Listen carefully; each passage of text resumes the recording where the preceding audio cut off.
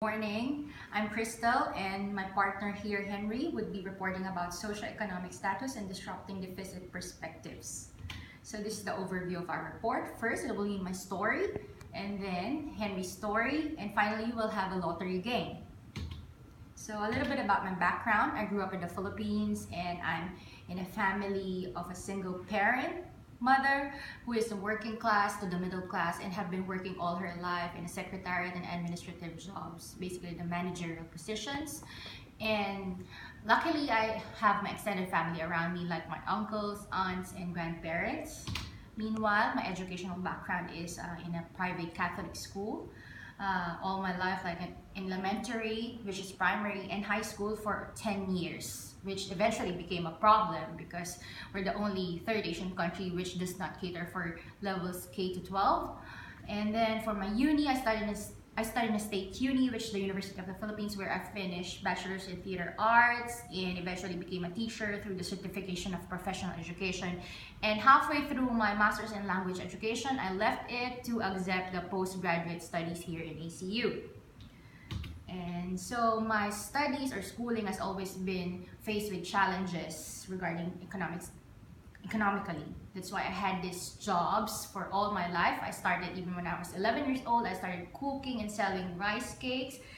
And so I thought I would not able to finish my uni because it's been 7 years and I've been 7 years in uni. And finally, my uncle offered to give me and provide some economic help to me and said, okay, don't work and I will provide for the next 6 months to 1 year. And because education would still give you a better chance for your social class to climb higher. So I did. And according to Weber's social class, there are 4 social classes, which are the property upper class, upper middle class, lower middle class, and working class. Whereas Marx social classes said there are only 2 classes, which are the bourgeoisie, the elite class, and the proletariat, which is the working class. The reality in the Philippines is there are 5 statuses, like A, B, C, D, E classes. If you're in E, you're definitely poor, you're living in the slums, you're living in the squatters area or in the street begging, and you don't have a source of income.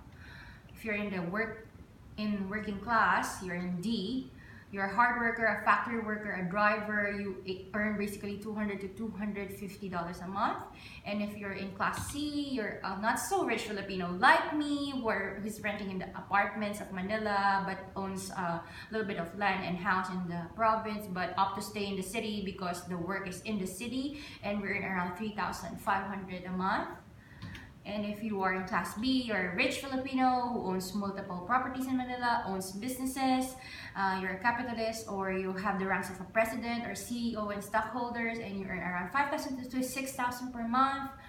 And finally, the crazily rich Filipinos, who is 1 to 2% of the population, who are the Filipino-Chinese billion quadrillion earners, who lives in an exclusive, gated, guarded subdivisions and sends their kids to international schools, like our boxer, Manny Pacquiao, and the owner of the Westfield chain in the Philippines named SM, and Henry C is the owner of it. And their income is beyond infinity. Just like this woman here, who is the daughter of the former lady president of the revolution, who is actually casted in the Crazy Rich Asian, who is a real crazy Filipino Asian, rich Filipina herself. So you can see her jewelry on her neck. It's worth 1 petrol station. It's worth $250,000. And everybody likes to be like her. I want to be like her, to be more financially free and be able to move up the social ladder. Because as we know, social mobility is not stagnant, it's not stationary. And I definitely don't want to move downward the strata, but I want to go up. Because all my life, me and my mother belongs only in one status, and it's like she's been moving horizontally only in the social ladder because she's changing occupations, but her income is not really going that higher. And as emphasized by the author Halsey, your education, your social class means a lot to your educational outcome. And students need to study hard in order to have a better life chances. Like me, I'm studying here in ACU to improve my life chances. And also, I'm a culturally spiritual person, and the Philippines is a very religious nation, as I am a Roman Catholic myself, and I did pray for my life chances really hard. And as a patriotic being, I also not pray for myself, but also for my country's chances economically, and for them to be famous, or my country to be famous in the international sports arena, because basketball is crap. We can never win the FIBA World Cup because we are a very short nation. And but we all have already Pac-Man, as you know, but we also have now a representation in the FIFA World Cup by this man, because of this man, Areola, and he's a member of the France football team, who is the current, as you know, France is the current champions of this year's FIFA World Cup, and he has this chance to represent the Philippine heritage. But he must have done something to deserve this chance, and there must be a reason why he has now this chance to promote our country. And so don't forget to book your tickets for your next vacation. Go to the Philippines. You won't regret it. So how did France produce the most World Cup players? Well, before France won their first World Cup in 1998, they were not really a strong football nation. Because of these poor results, France funded lots of money to establish a new football academy system, nurturing new football talents around France. So the academy was headquartered in Paris.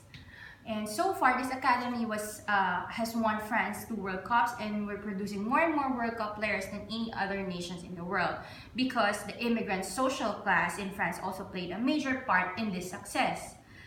During the second half of the 20th century, the booming economy attracted lots of immigrants from their ex-colonial states.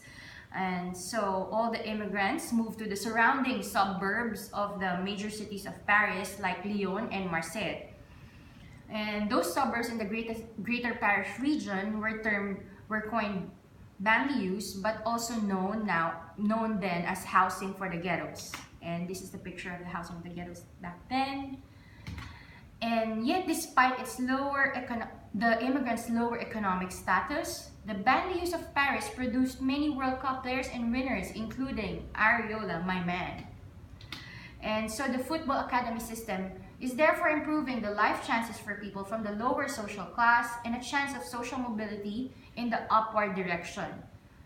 How about Australia? What is the chance it is giving to us? Henry would give an answer to that, and he'll tell his story.